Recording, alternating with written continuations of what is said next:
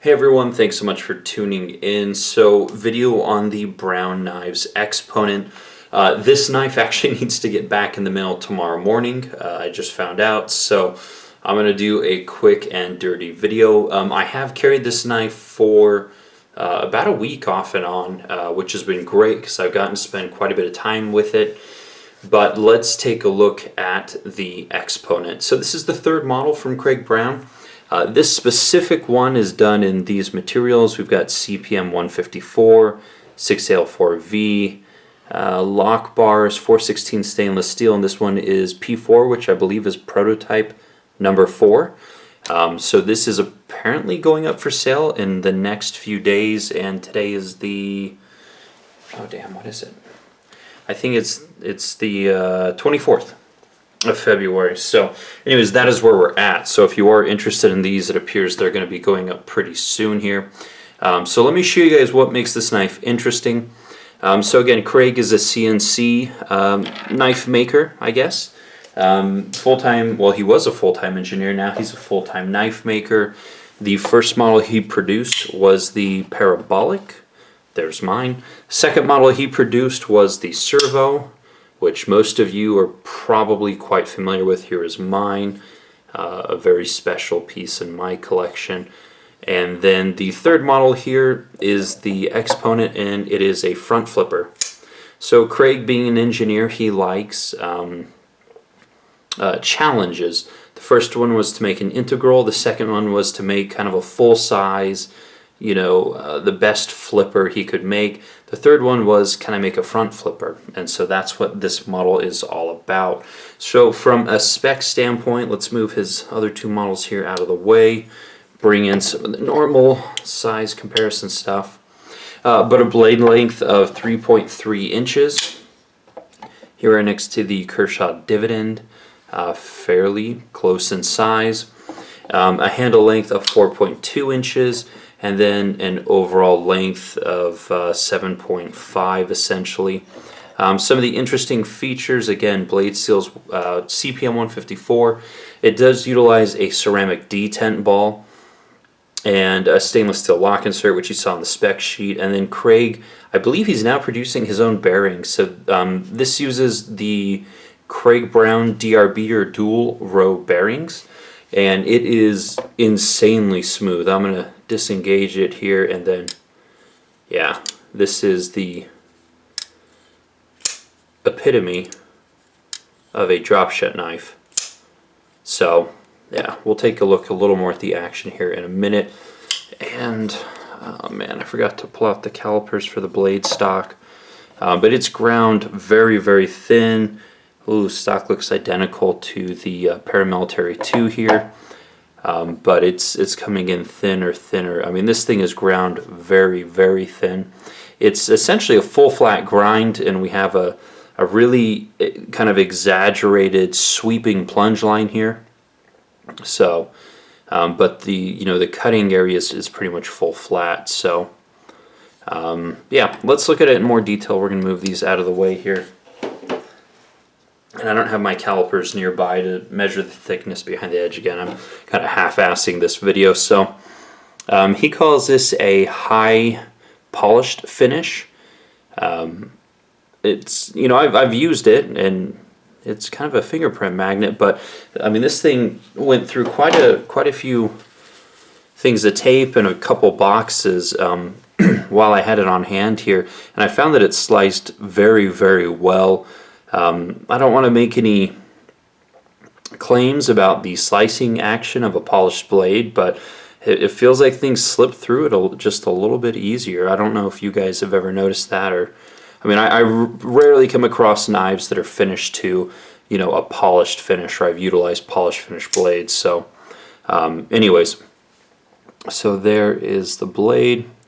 Now it does have kind of a large portion here that is not sharpened. God, so much reflectivity.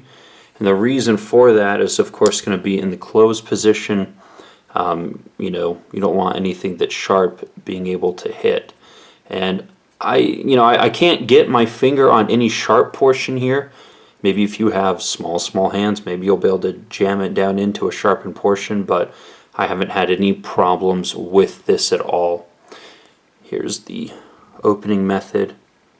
You can see the machining here on the, the jimping here on the front flipper tab that works very, very well. And then that machining is continued. So the jimping obviously, follows the blade all the way around here, as you can see. It provides some nice jimping up on top. And then that followed through to the back spacer, so same machining. And then it's also on the pocket clip. So a lot of nice tie-ins. This pocket clip is wonderful. Love the logo on here. Love the grip that it adds to the pocket clip, and the spring and the use in jeans and the use in slacks is quite commendable. This knife carries very, very well in slacks. I just dropped it, just used the edge of my pocket, and was quite happy with that. So there's the stainless lock insert.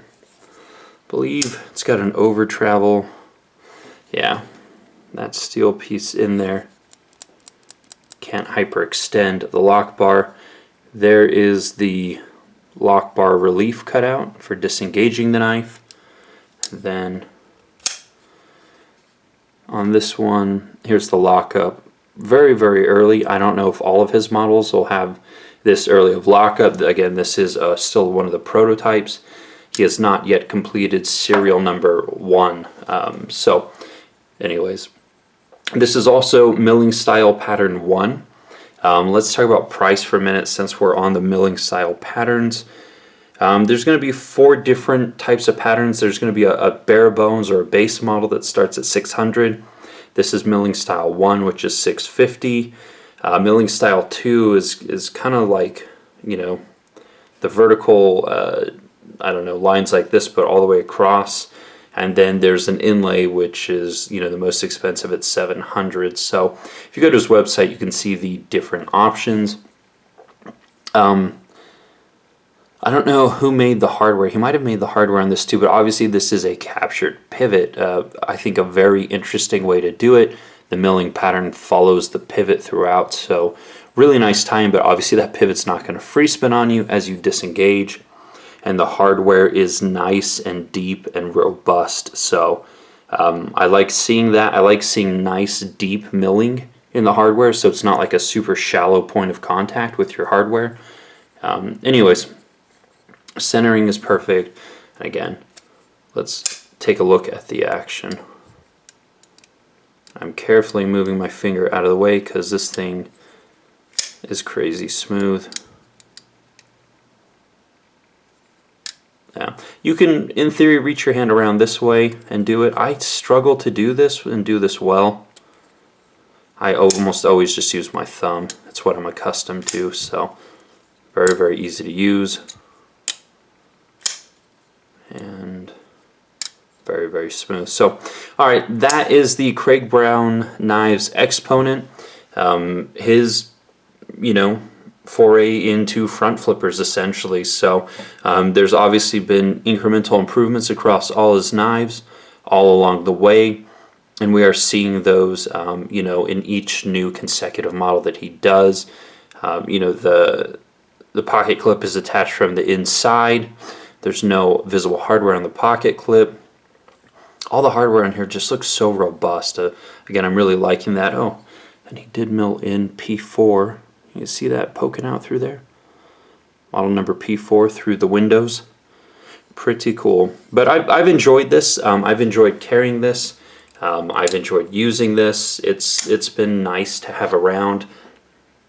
And at first I didn't really like the design, but it's actually grown on me quite a bit.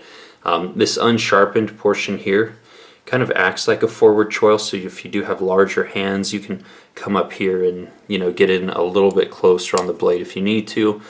To be honest, I have not found the need to do that. It's perfectly comfortable in the hand as such. So, all right, that is the Craig Brown Knives Exponent. These are, he's just getting rolling on these, so I imagine that you'll start seeing these up for sale more often here in the near future. He took quite a bit of time to try and get this right before he lets any of them out of the door. comments or questions, let me know, or better yet, go over to his website or his Instagram where you guys can find more information. So as always, thanks so much for watching, guys. More videos to come, and I will see you guys soon.